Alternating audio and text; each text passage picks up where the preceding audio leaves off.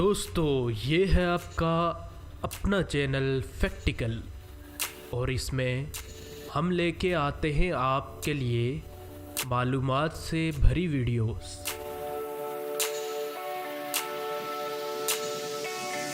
آج ہم آپ کو اس ویڈیو میں ٹیلی نار کے بارے میں معلومات دیں گے کہ ٹیلی نار کتنی بڑی ہے، کتنے پیسے کماتی ہے، کب سے شروع ہوئی، اس کے مالک کا نام کیا ہے، کون سے ملک کی کمپنی ہے اور کتنے ملکوں میں کام کر رہی ہے، یہ سب ہم آپ کو اس ویڈیو میں بتائیں گے۔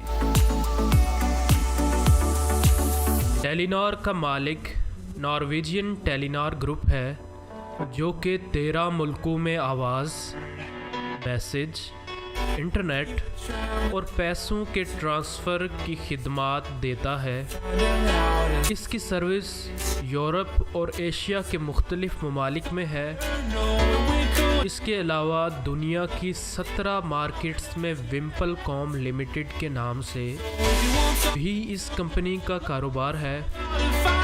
2011 کے اعداد و شمار کے مطابق ٹیلی نار کا نام دنیا کے سب سے بڑے موبائل آپریٹرز میں شامل ہے۔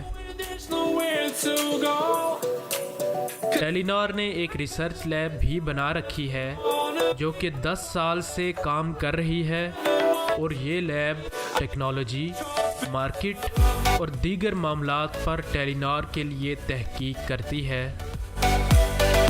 اس ریسرچ سے سائنسدان ٹیلی نار کو بتاتے ہیں کہ کس طرح وہ اپنے کاروبار کو بڑھا سکتے ہیں، کون سی ٹیکنالوجی کو استعمال کر کے زیادہ سے زیادہ منافع حاصل کر سکتے ہیں۔ دوستو یاد رہے کہ ٹیلی نار 1855 میں شروع ہوئی تھی۔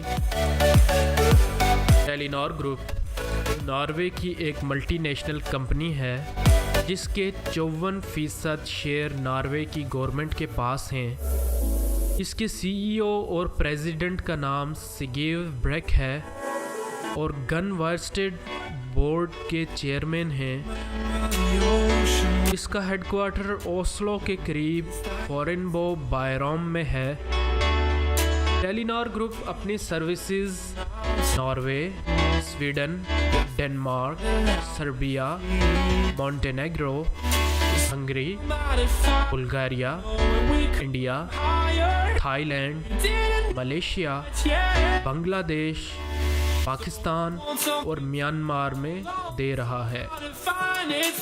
مزید آپ جان کر حیران ہوں گے کہ ٹیلی نار 4 سیٹلائٹس کا مالک بھی ہے جن میں تھور 10، تھور 5، تھور 6 اور تھور 7 شامل ہیں۔ دوستو اب بات کرتے ہیں ٹیلی نار کے پیسے کے بارے میں۔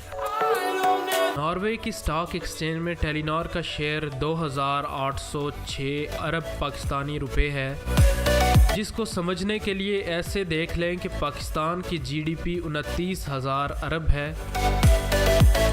ٹیلی نار کا ماہانہ منافع 163 ارب پاکستانی روپے ہے اور اس کی کل اثاثوں کا تخمینہ 2400 ارب پاکستانی روپے لگایا گیا تھا۔ 2013 سے ٹیلی نار سالانہ یوتھ فورم کی اوسلو میں میزبانی بھی کرتا ہے، جس میں ٹیلی نار طالب علموں سے عوام کے ساتھ رابطے کو مزید بہتر بنانے کے بارے میں رائے بھی لیتا ہے اور اس رائے کو مد نظر رکھتے ہوئے اپنی سروسز کے معیار کو مزید بہتر بناتا ہے۔ اب بات کرتے ہیں ٹیلی نار پاکستان کے بارے میں۔ ٹیلی نار پاکستان نے جی ایس ایم سروسز دینے کا لائسنس اپریل 2004 میں حاصل کیا اور سب سے پہلے ٹیلی نار نے اپنی سروسز کا آغاز کراچی، اسلام آباد اور راولپنڈی میں 15 مارچ 2005 کو کیا اور بعد میں لاہور، فیصل آباد اور حیدرآباد میں 23 مارچ 2005 کو اپنی سروسز کا آغاز کیا اور پھر مزید جگہوں پر سروسز وقتاً فوقتاً شروع کرتا رہا۔